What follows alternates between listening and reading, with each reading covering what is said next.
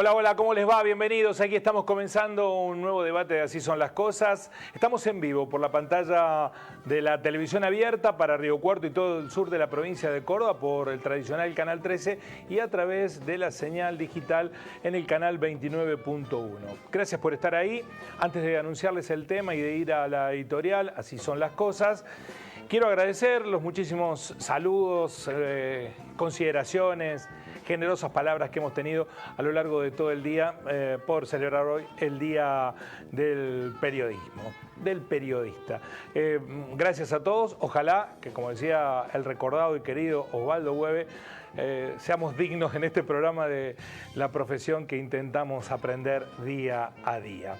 Después de esta digresión inicial de orden particular, quiero presentarles a las invitadas del día. Hoy son 3 mujeres porque hasta hace algunas horas en la ciudad de Río Cuarto se debatió una cuestión que está en el centro de la discusión pública, que es la calidad de justicia que tenemos y sobre todo, particularmente, lo que está sucediendo con el Poder Judicial y la política de género. Hay un gran avance de las cuestiones de género en distintos ámbitos de la sociedad.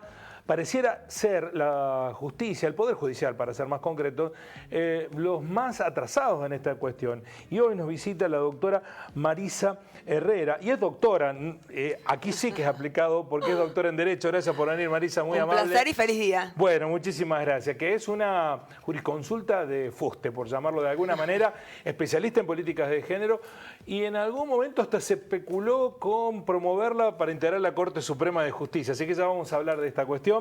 Y también nos visitan Justina Rivero Alonso, que es de la Comisión de Abogados del Colegio Local. Gracias por venir, Justina. Muchas gracias. De la Comisión de Género, una Comisión de Género. La Sala de Género del Colegio de Abogados. Sí. Sala de Género, bueno. Y la abogada también, Denise de la Mía, también integrante de la Comisión. Hoy hubo un conversatorio. ¿Cómo le fue? ¿Bien? Súper, sí, excelente. Bueno, ya vamos a ver algunas imágenes también. Hablaron sobre la justicia y la política de género. Pero también vamos a hablar sobre la justicia que nos está fallando, el Poder Judicial que nos falla, y no porque resuelve las causas judiciales, sino porque defecciona, nos decepciona, hace exactamente lo contrario de lo que necesita la democracia. Bueno, de eso vamos a hablar en el programa de hoy. Antes nos metemos en la editorial de Así son las cosas. Empiezo con el primer dato. Bueno, así son los números que nos atormentan mes a mes. Hoy se conoció el IPC de Córdoba, el índice de precios al consumidor que mide la provincia, es anticipatorio del índice a nivel nacional y los números no son buenos, por supuesto, aunque está un poquito debajo de meses anteriores. El 7,98% de inflación en mayo en la provincia de Córdoba. Si uno la compara con la nacional de abril, es menor, porque la nacional de abril marcó el 8,4%, pero si la compara con la provincial de abril, es mayor, porque había dado un poco más del 6%. Lo que genera, no digo expectativas, pero por lo menos nos tenemos que abrazar alguna cifra que entusiasme, es que los números del aumento de alimentos y bebidas, como ustedes ven en pantalla, en Córdoba fueron del 5,91%, 2 puntos menos que el índice general. Están empujando mucho los aumentos de servicios que hubo durante el mes de mayo. Bueno, también los hay programados para el mes de junio. Bueno, las señales de la economía no son buenas. Estos son los números de mayo en la provincia de Córdoba. Bueno, de una mala a una abuela, porque son abuelos agradecidos los del ámbito de una vecinal en Banda Norte, la Agustina, que hoy firmó un convenio con el PAMI, y esto es muy interesante. Saben ustedes que el movimiento vecinalista en la ciudad de Río Cuarto es muy importante, con mucho peso. De hecho, Río Cuarto es la capital nacional del vecinalismo. Tenemos un monumento al vecinalismo, porque aquí, allá por los 80 del siglo pasado, cuando empezaba la democracia a construirse, estamos por cumplir 40 años de democracia, empezó a crecer el movimiento vecinalista. Y hoy las vecinales en Río Cuarto, más de 50, tienen servicios descentralizados, que la municipalidad les dice a las vecinales, hagan este servicio. Por ejemplo, el de desmalezado, el de riego, tienen guarderías, hay talleres culturales. Bueno, ahora una vecinal, la Agustina de Banda Norte, firmó un convenio con el PAMI nacional y a partir de los próximos días va a prestar servicios propios del PAMI. Va a haber consultorios del PAMI en la vecinal y todos los días, durante la mañana, va a atender una persona trámites administrativos que los vecinos del barrio, y no solo los afiliados a la vecinal, y no solo los de la jurisdicción, pueden ir a esta especie de PAMI vecinal que va a atender en consultorios médicos externos y va a prestar servicios administrativos. Es la primera experiencia en la ciudad de Río Cuarto. No se trata de una agrupación de jubilados o una comisión de jubilados de la vecinal. Se trata de una delegación del PAMI funcionando en una vecinal, con médicos y con atención de trámites administrativos. Bueno, vamos a las respuestas que se ocultan. Se habla mucho de sondeos de opinión pública electorales, pero se ocultan algunos datos. Un último sondeo realizado en toda la República Argentina por la CELAC reveló respecto de políticas de Estado que, miren los números, el 67,5% de los argentinos quiere eliminar privilegios de grandes empresas en lo que respecta a cuestiones tributarias. Esto no se difunde mucho. Hay un amplio consenso, casi un 70% de los argentinos que dice, bueno, pero las grandes empresas son las que tienen que pagar más que impuestos que nosotros. Esto está en el pensamiento de la mayoría de los argentinos y va en contrasentido de lo que se nos propone todo el tiempo, es que hay una pesada carga que afecta a las empresas que podrían producir más. Los argentinos creen, y porque tienen razón, que las empresas pagan pocos impuestos, las grandes, no las pymes, las grandes empresas.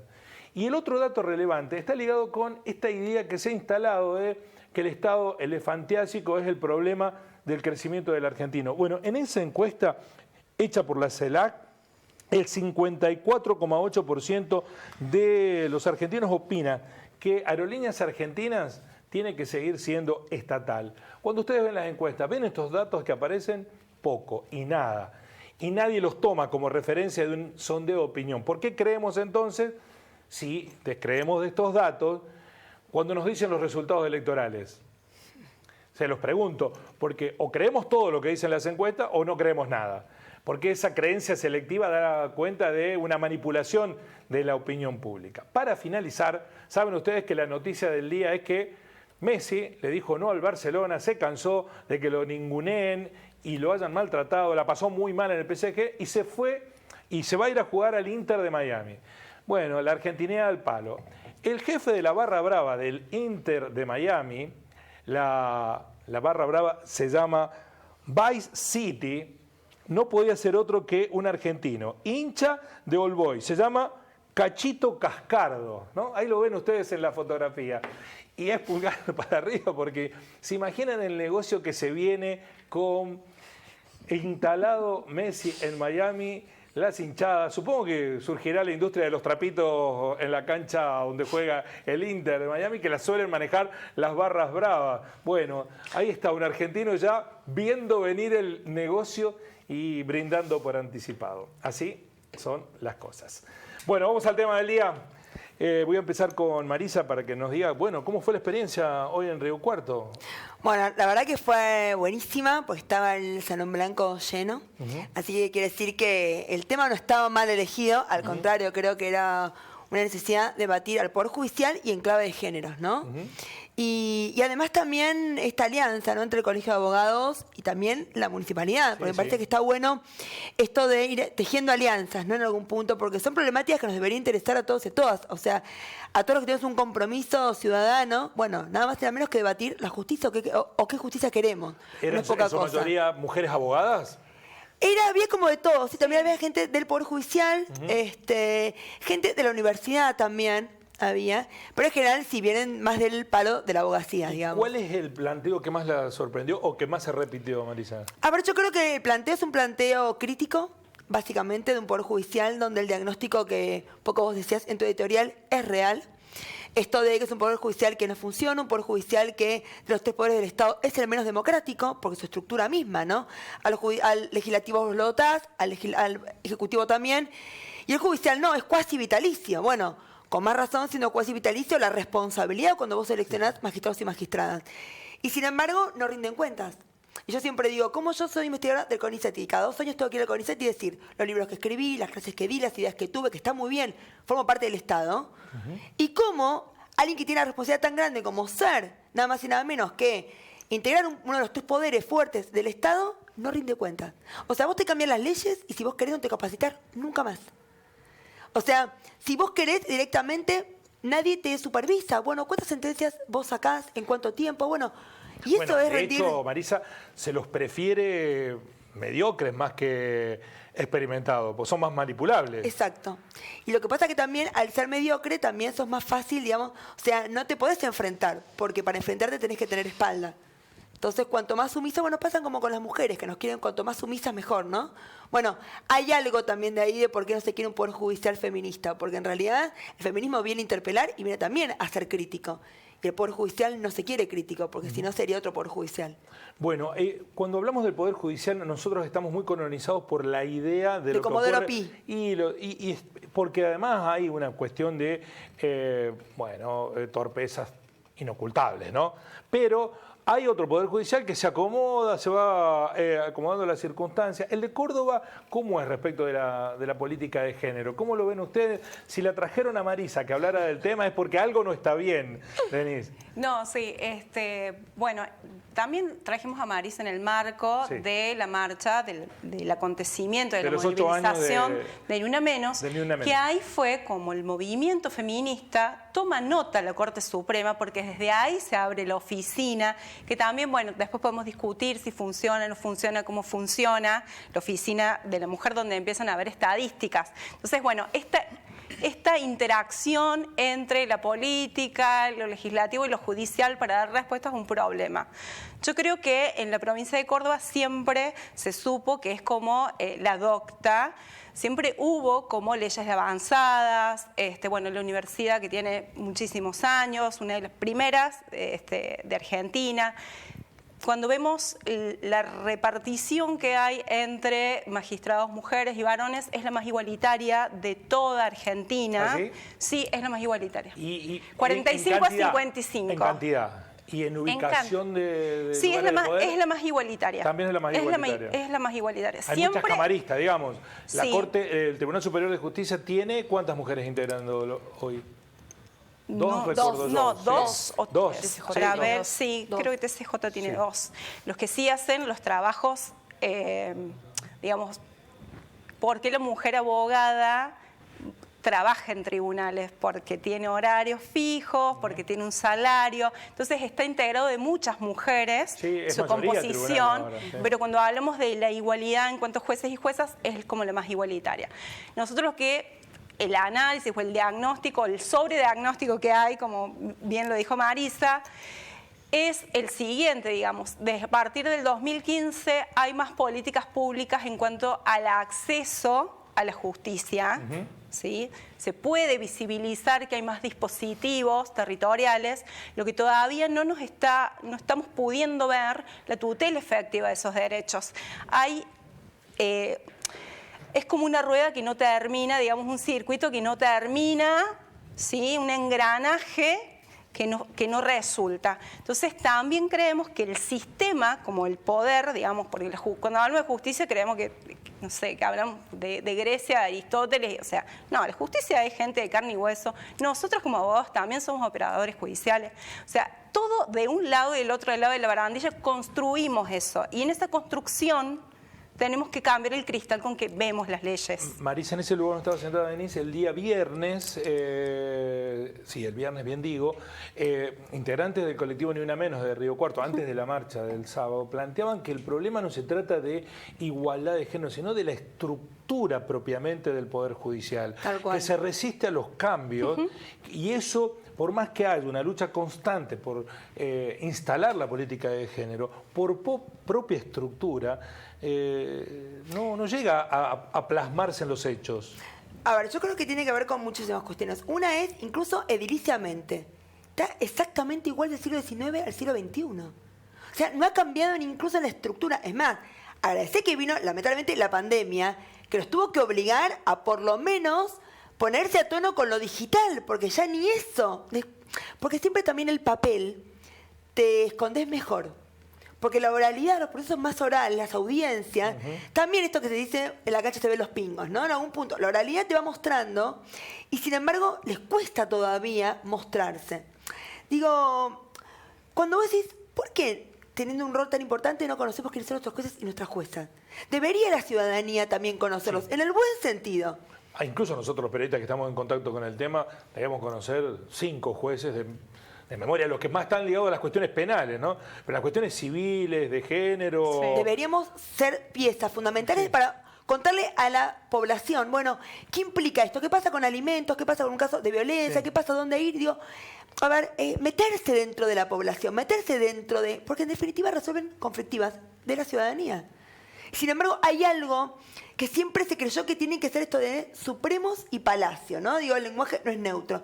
Siempre viven en un palacio, están como en un lugar que pareciera alejado de la ciudadanía.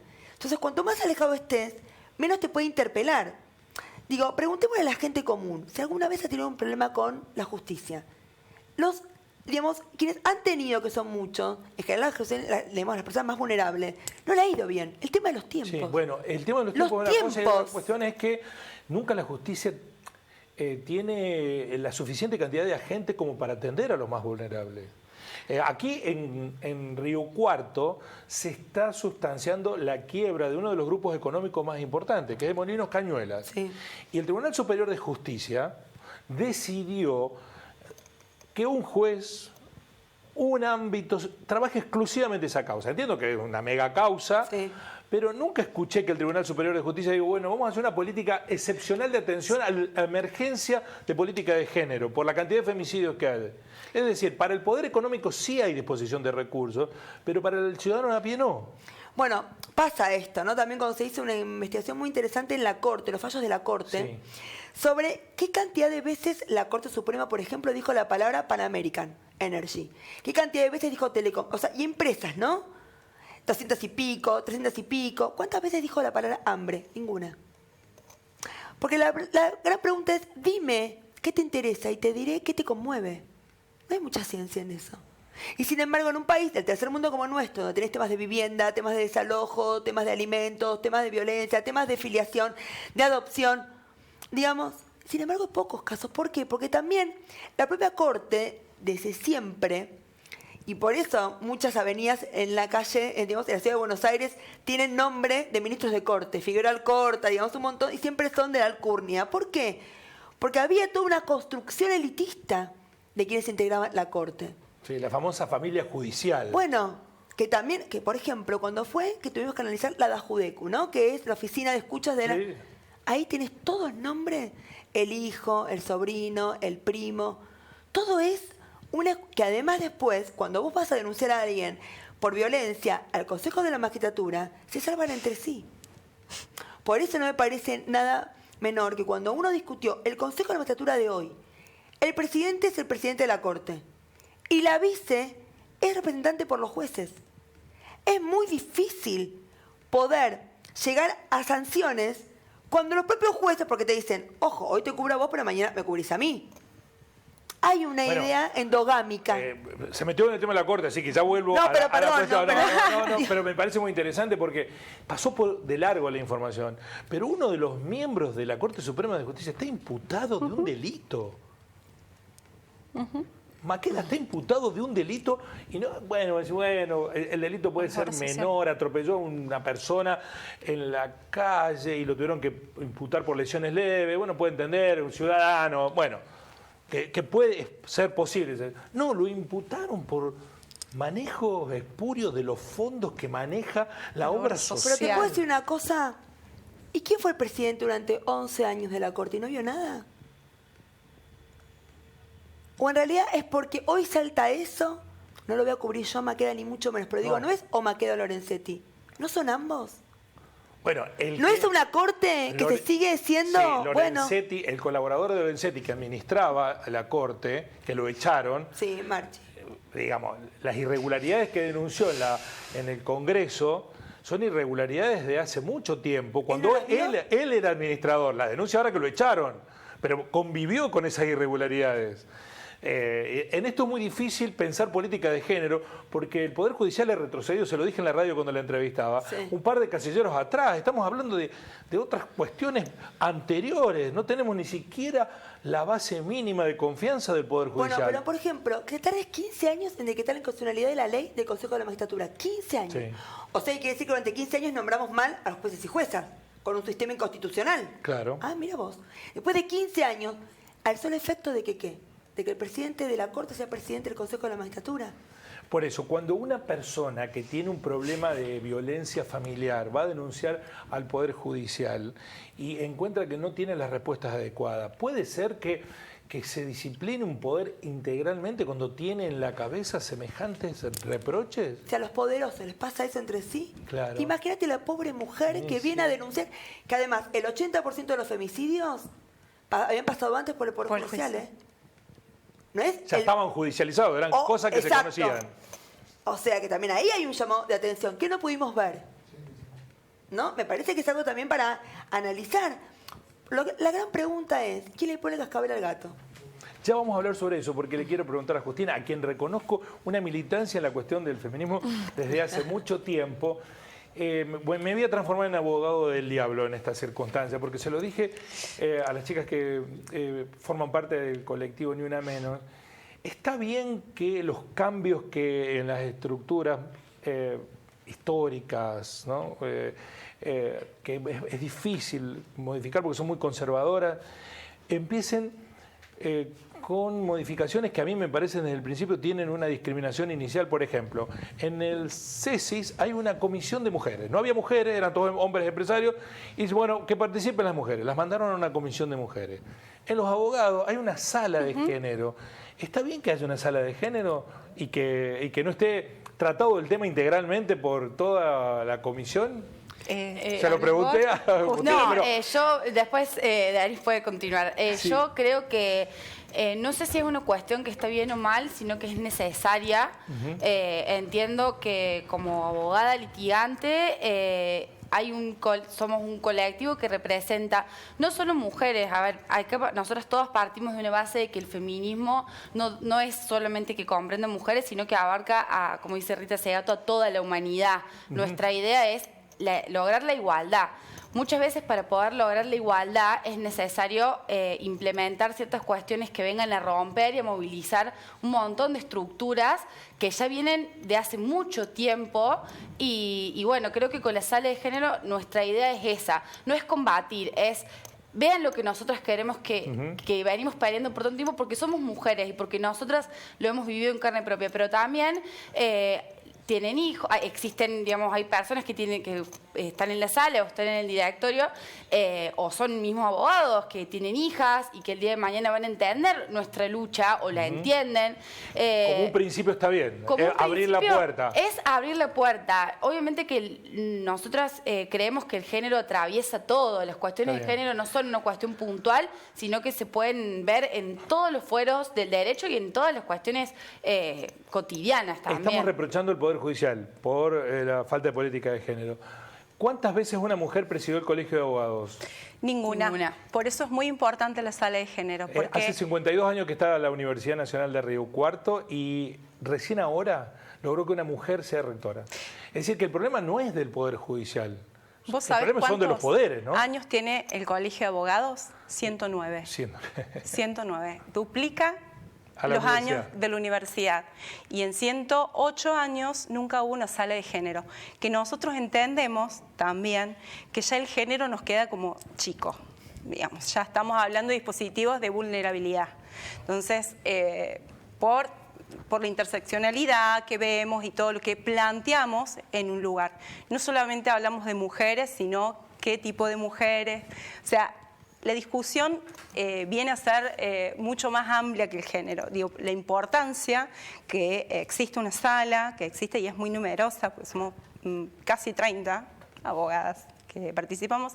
Hay 2 abogados también que participan, pero hicimos 10 actividades y en la primera actividad que hicimos, que fue los 10 años de la Ley de Identidad de Género, que acá estamos con la redactora, la mesa de la diversidad dijo, es la primera vez que en el Colegio de Abogados habla de nosotros. Y eso para mí fue un parteaguas. Sí, entonces claro. A mí me justifica porque tiene que haber una sala de género con un punto de partida. Yo no estoy en contra de la sala de género. A mí me parece que es el principio de un largo camino. Por supuesto. Pero habla de, primero vayan ahí, reúnense ustedes y de acciones después vemos. Positivas, ¿no? También, digo, esto que siempre decimos, ahora que sí nos ven, bueno, ahora que sí nos ven es visibilizarnos. Ahora, tampoco es esta lógica de, chicas ya tienen una sala de género, listo. No, vamos a tener ese lugar y visibilidad para ir a disputar poder. No es para que nos conformamos con la sala, ya está. La sala es el puntapié inicial para vernos, para que nos vean y desde ahí construir una lucha para incluso decir la próxima presidenta es una presidenta mujer y que salga de la sala.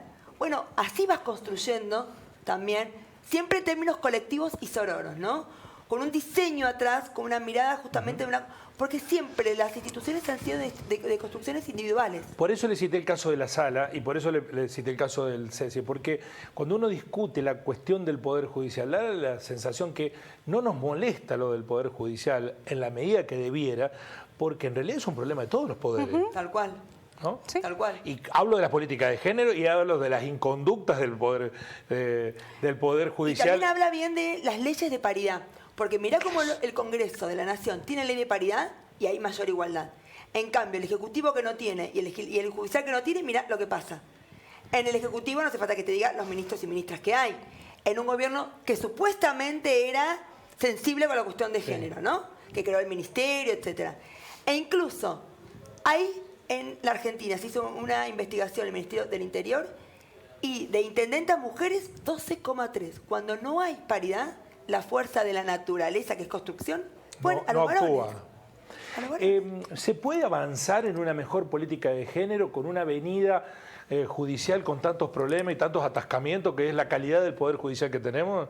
¿Se puede seguir avanzando con una mejor igualdad de género cuando tenemos problemas ya que están ligados a la esencia de la función misma? Sí, cuando estás tan en el subsuelo, y claro, digamos, decís, ¿cómo sacar la cabeza? Lo que pasa es que yo creo que sacar la cabeza es por ahí.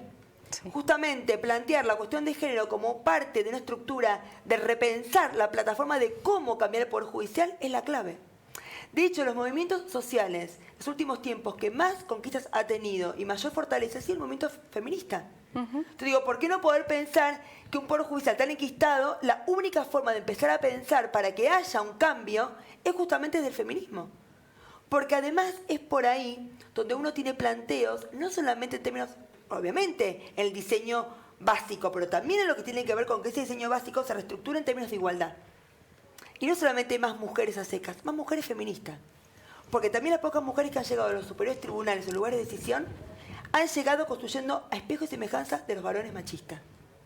Con la misma lógica. ¿Y por qué ocurre eso? Se lo pregunto para conectarlo también con una preocupación que hoy hay en el movimiento feminista, que los logros obtenidos no retrocedan. Sí. Están luchando porque ya hay amenazas concretas y no solo de hombres. Cerrar el ministerio. Cerrar el ministerio, eliminar leyes, sí. Volver a derogar algunas de los avances que se consiguieron. Yo te digo una cosa, empezar a discutir si... ¿Por qué no puedo vender un órgano? ¿Por qué no puedo redistribuir? Por ejemplo, yo tengo 4 hijos, ¿por qué no los redistribuyo a quienes no tienen? Le doy un hijo a cada uno. O sea, es volver otra vez al nivel del debate -1000. Claro. Y eso es preocupante, porque me parece que Argentina ha dado ha dado debates y ha ampliado derechos de una manera realmente que somos un orgullo a nivel, no solamente de América Latina, a nivel mundial. Nuestra ley de identidad de género es la primera ley en el mundo. De hecho, el Parlamento Europeo dijo en 2015 de que se sigan los lineamientos de la ley argentina. Dinamarca nos copió la ley del 2014. Somos un orgullo. Y sin embargo... No para todos los argentinos, ¿no? Bueno, pero el tema es, a ver, no es mayoría versus minoría. Es mayoría y minoría. Sí. Y estas leyes han hecho que si vos querés casarte toda la vida, heterosexual, hijos biológicos, tenés todo el derecho y estás contenido. Ahora, el de al lado... Tuve una pareja del mismo sexo, se dio cuenta al poco tiempo que no funcionaba, se divorció. Bueno, la candidata a vicepresidenta de Milei dijo que con la unión civil eso alcanzaba. Eso es mentira, porque además no es solamente un tema de a igual nombre, iguales derechos. Entonces yo le preguntaría a ella, ¿por qué hay que poner un nombre distinto? ¿Qué es la diferencia entonces? Ahí discriminás. Porque si vos tenés los mismos derechos, los llamás igual, O vos llamás a las parejas del mismo sexo, no sé, debemos de padres o madres, ¿cómo lo llamás? Iguales, padres o madres, somos lo mismo. Porque somos quienes cuidamos, quienes queremos. Es eso. ¿Cómo se puede, en este escenario, promover cambios cuando ni siquiera el poder político con aval los propuso? Ahora, por supuesto, estamos esperando un nuevo escenario electoral porque el poder político se sabe cómo funciona, con la lógica del calendario de las urnas. Pero, ¿por qué no se avanzó con esas modificaciones? Usted trabajó asesorando al presidente en una comisión que le propuso los cambios. Sí, era una comisión de 11, 5 mujeres, 6 varones, de distintos lugares ideológicos, de lugar de trabajo, de formación, de todo, ¿no? Con 64 páginas, te pueden gustar más o menos algunas, pero la verdad que había un montón de propuestas de reforma. Esto de modificar nuestra ley 48 de 1863, ya que siga vigente el recurso extraordinario, que es la herramienta principal para llegar a la Corte, de 1863, cuando no había luz eléctrica, es como que... ¿Está vigente hoy? Sí. Hoy vos vas a la Corte, recurso extraordinario, que es la herramienta jurídica más importante, tenés que ir a una ley de 1863. Una cosa insólita. ¿Eso que cuesta 300.000 pesos? Sí, lo mismo.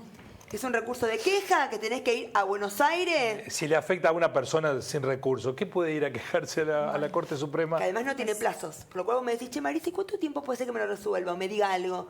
3 años, 4 años. Y Guillermo, no tiene plazo. La Corte no tiene plazo. ¿Y esa es la misma que rechaza sin fundamentos? ¿El recurso? Esa fue una modificación después del famoso 280. Claro, que la Corte puede decir no. Y decime por qué no. Pero perdón, no porque 300.000, tardé 4 años y encima me parece un sello de goma. Ah, no. Te voy a buscar y decime los fundamentos. Y con toda la razón del mundo tenés derecho a decirle eso. Sin embargo, no lo tenés. Entonces, un sistema así no se sostiene. Con una corte que tiene entre 20.000 y 24.000 casos sin embargo, al año. Se sostiene porque a alguien le está conveniendo que esto funcione así. Sería bueno que el poder político se diera cuenta que no le conviene a nadie una corte así. Bueno, a los poderosos les conviene. Más o menos, porque mirá, alguien que te suspende una elección a 4 días, con las boletas ya, que eso es política pública, eso es plata, del bolsillo nuestro, que tenemos que el año que viene tenemos que pagarle al FMI, ¿cuánto es de intereses? Creo que de 20.000, 26.000. 24, creo, 24.000 millones. ¿De dónde lo vamos a sacar? Con una corte que además juega la política y te hace sacar boletas, imprimirlas 4 días antes, cuando hace un mes antes tenía para decidir. Son millones y millones de pesos, eso no sé cuánto. Ah, bueno. ¿Y sabes cuánto implica para la gente que no tiene recursos? Muchísimo. Bueno. Pero ¿y por qué no se puede modificar? Porque no hay voluntad política. Porque... Bueno, hay un sector de la política que está contenta con la Corte y dice, no se metan, injerencia en otro poder del Estado, o el poder de la democracia. Está contenta... Ahora, al poco tiempo. Pero si falla a favor. La gran Bertolt Brecht. Hoy van por los judíos, no soy judío y no me importa. Hoy van por los negros, no soy negro, no me importa. Hoy voy por... Me está tocando la puerta. Ojo con esto. Porque de hecho, acuérdate que en el libro, el expresidente Macri, digo que se arrepintió de poner a Rosati. O sea, cuando dice algo que te gusta, o sea, seguimos jugando al toma y daca, al chiquitaje. Y la pregunta es, ¿estamos en condiciones de hacer un cambio estructural de la política judicial con un diseño judicial distinto? ¿Por qué no estamos en condiciones? Porque a la política todavía no dimensiona que una mala corte nos termina perjudicando no solamente la ciudadanía, sino incluso también ellos mismos. Yo creo que la política no lo dimensiona porque nos cuesta a nosotros, los que somos interlocutores entre lo que ocurre en la sociedad y quienes nos escuchan o nos ven, conectar que un problema del macropoder es un problema de todos. Nos cuesta. Entonces, los políticos cuando adviertan que la gente enojada por el poder judicial que tenemos no los van a votar, seguramente harán algo para cambiar el poder judicial que tenemos. Es más, yo quisiera saber cuál es el proyecto de política judicial que propone, por ejemplo, Milei. ¿Sabrá lo que es la justicia? Porque también, ¿sabes cuál es el problema también? Yo veo en esto el tema de los 144 caracteres. Hay mucha, digamos, hace tiempo que la política no le habla a la gente. Se pelea y se habla entre ellos. Ahí también hay un problema de democracia, de baja intensidad democrática. Porque esto de, ¿por qué, por ejemplo, la juventud no ve televisión? No. Es los telefonitos. Y es la superficialidad de los telefonitos. O también no hemos aprendido a poder comunicar con contenido en muy poco espacio. Creo que también a lo mejor ahí es una, digamos, tensión que sería interesante, ¿no? Poder, no sé si ustedes vieron el sábado a la noche, en un programa de TV, una pequeña, digamos, como informe que hacen ellos, ¿no? Sobre las fake news. Sí. Es impresionante. Sí. Impresionante. Te recortan algo que yo dije ahí y empieza, pero te dijo otra cosa y la gente cree que eso es verdad. Digo, me parece que tenemos que tomar dimensión. Pero no está el Poder Judicial. ¿No debiera ser el Poder Judicial el que equilibre esas distorsiones de esta sociedad? La pregunta es, mira, el año pasado Lorenzetti abrió las Jornadas Nacionales de Derecho Civil que se hicieron en Mendoza, ¿viste? Que es con el ámbito más importante del derecho civil. Yo vengo de ese palo, ¿no? Sobre libertad de expresión. Libertad de expresión, hoy que estamos el Día del Periodista. Libertad de expresión, libertad de expresión. Como cualquier derecho, está sujeto a limitaciones. Los discursos de odio. Los discursos de odio. Que se promueven desde los medios, ¿no? Absolutamente. Y que si uno los cuestiona dice, bueno, pero estás atacando la libertad de expresión. Bueno, y ese es un error. Sí. Porque después tenemos las cosas que nos pasan. Y eso me parece que también hay que hacerse cargo de lo que se genera. Pero sí, bueno. no nos estamos haciendo cargo en muchos casos, sobre todo el colectivo periodístico, que miramos para otro lado en muchas situaciones. En el día a día, Denise, esto se nota cuando se litiga judicialmente, sí. Porque todo esto que hablamos de una realidad que este gobierno no pudo, no quiso o no supo cambiarla. Yo creo que no quiso. No quiso. No quiso. ¿Lo pudo hacer Alberto en algún momento o es? Tenía el 80% de imagen positiva. Y él, como ¿Cuándo? digo, al principio digo, él no es odontólogo. No, es abogado y da derecho. Conoce mejor que vos y yo juntos la cloaca que es la justicia federal y todo. ¿Y quiso hacer algo? Puso de excusa la pandemia y todo lo que... Digo, una cosa no quita la otra, ¿eh? Digamos, para ser político y ser presidente y tener la lapicera, podés hacer más de una cosa a la vez, ¿eh? Es más, si no haces más de una cosa a la vez, te pasa lo que te pasa.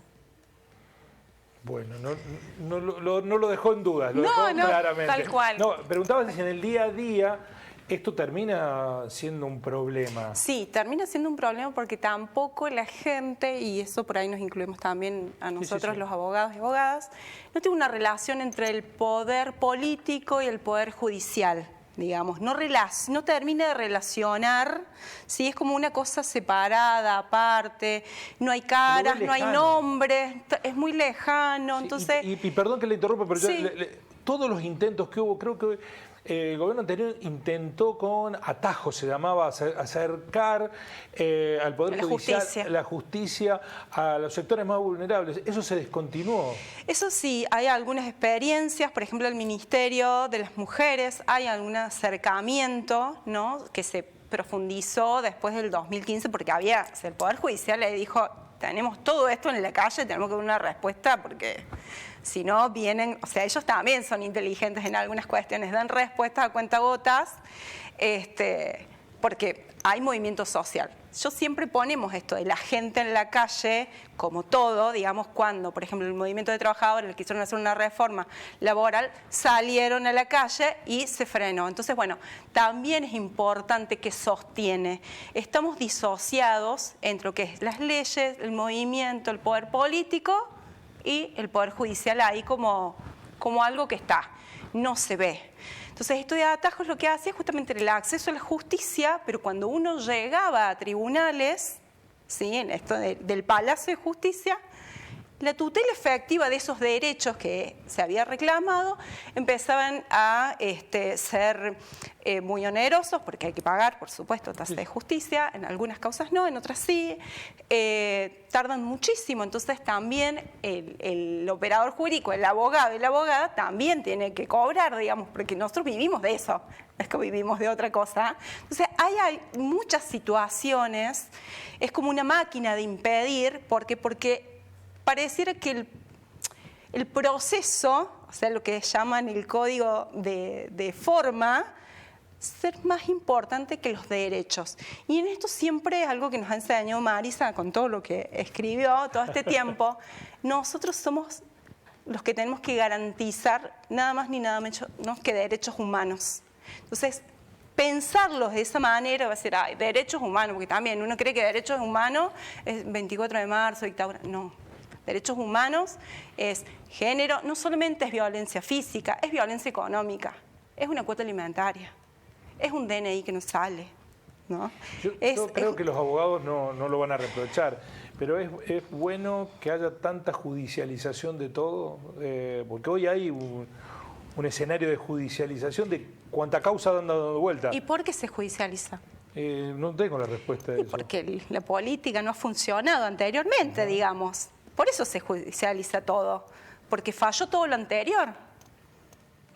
Y aparte, cuando entra en el buzón de la justicia, le perdemos el rastro. Entonces no sabemos qué pasa. De ahí se corta. No, secreto de suma, no te puedo dar información, no. Entonces, y otro actor social que también hay que traerlo a la mesa acá de debate es las facultades de Derecho. ¿Dónde nos formamos? Tenemos una acá, que también está atravesada por debates que están abiertos. ¿Dónde nos formamos? Digamos, ¿cómo estudiamos? ¿Qué no? O sea, ¿es esto de leer leyes y normas o realmente interpretar y que hay más a fondo? Yo formé parte de un grupo que hizo una denuncia ante el INADI porque en la Facultad de Derecho de la Universidad Nacional de Córdoba, la DOCTA, una de las dos cátedras de familia tenía un manual homofóbico, transfóbico, decía cosas violatorias de derechos, discurso de odio. ¿Lo había instalado la titular de la cátedra? ¿O el titular de la cátedra? La titular de la cátedra. La titular de la cátedra. Sí, fiscal que fue fiscal de familia. Entonces digo, o sea, vos podés no compartir la ley de matrimonio igualitario. Una vez que es ley, vos tenés que darla. Comparándolo con los drogadictos. Bueno, si tu hijo es drogadicto, bueno, aunque es gay, cosas demenciales. Y vos formás la mitad de los alumnos y alumnas, futuros abogados y abogadas, con ese manual. Digo, hay una responsabilidad de las universidades cómo formamos. Por eso a mí me preocupó mucho y yo formé parte de quienes fue el colectivo que denunció a Ercolini cuando fue los famosos chats del lago escondido. Sí.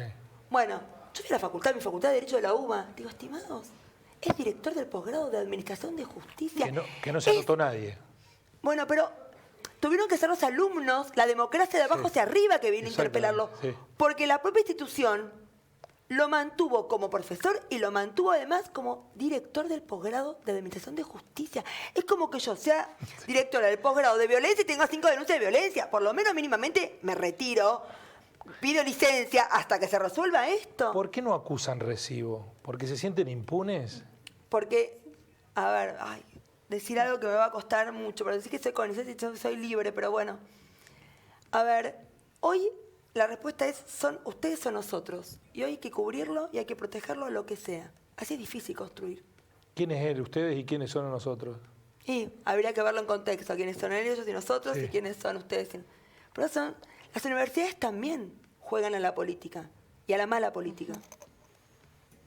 Consejo de la Magistratura de Nación, ¿cómo se integra?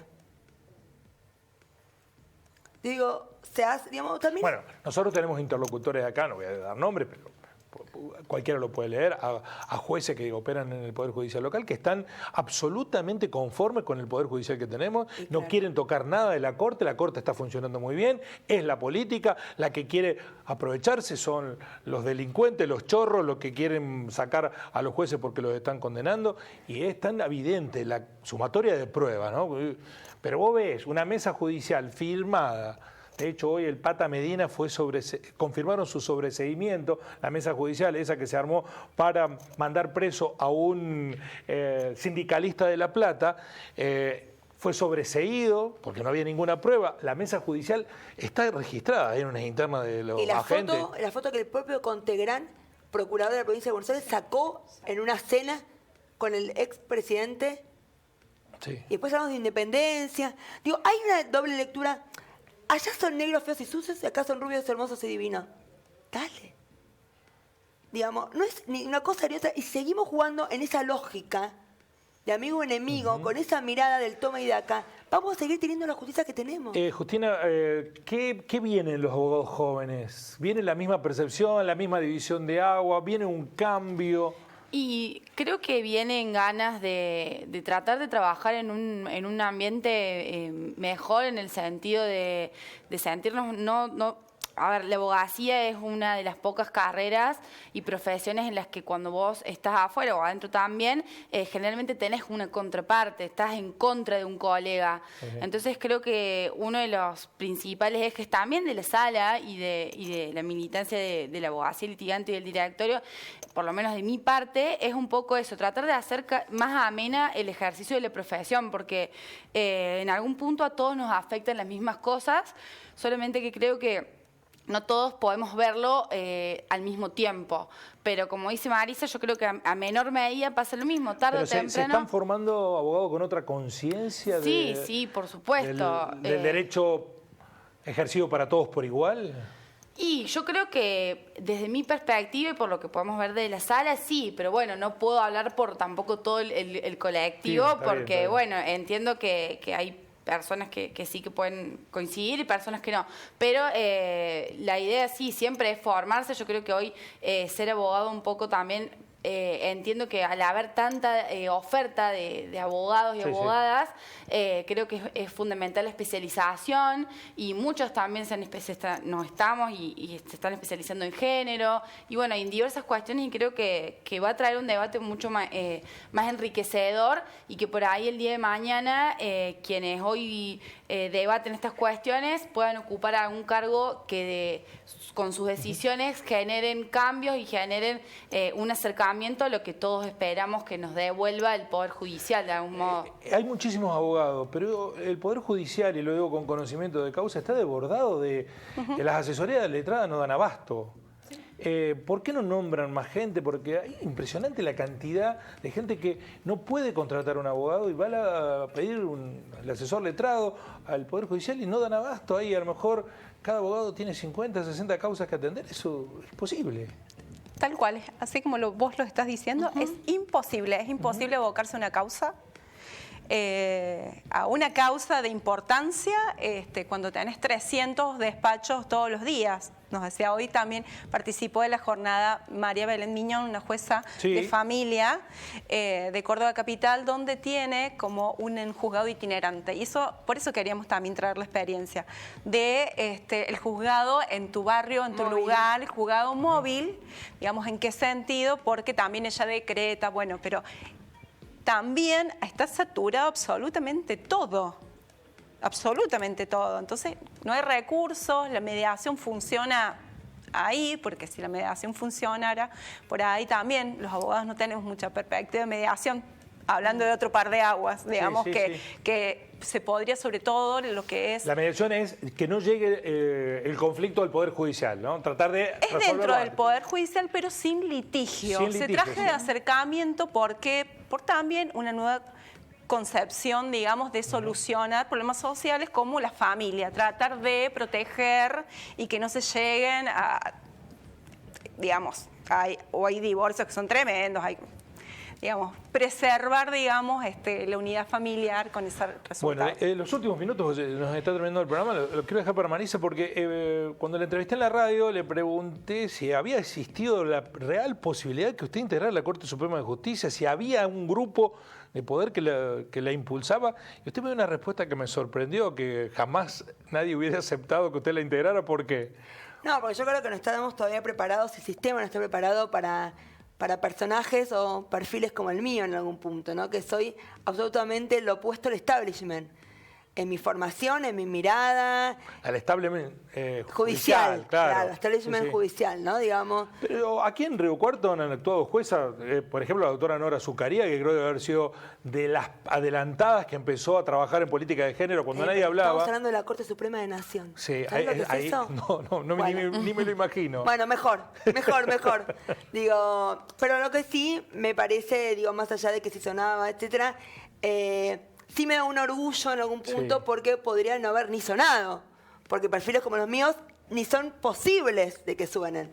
por lo menos de que haya sonado, me parece que por lo menos... Para juntar oposición, aunque por lo menos sea. Creo que sí, o por lo menos creo que de ciertos sectores que al menos creo que se están dando cuenta que hay que hacer transformaciones. ¿Nos puede dejar algún mensaje esperanzador de que el Poder Judicial...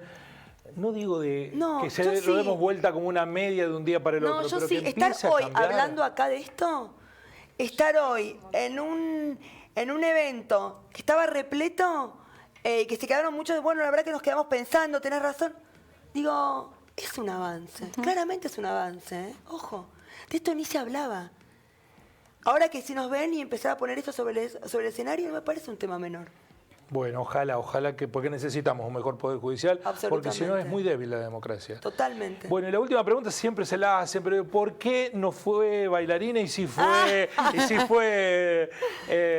una especialista en derecho, una... de las más reconocidas jurisconsultas de la República Argentina, porque la señora es hermana de Paloma Herrera. Eximia bailarina Paloma Herrera.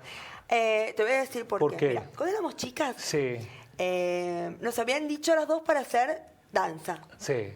Y a mí me pican mucho las medias cancán.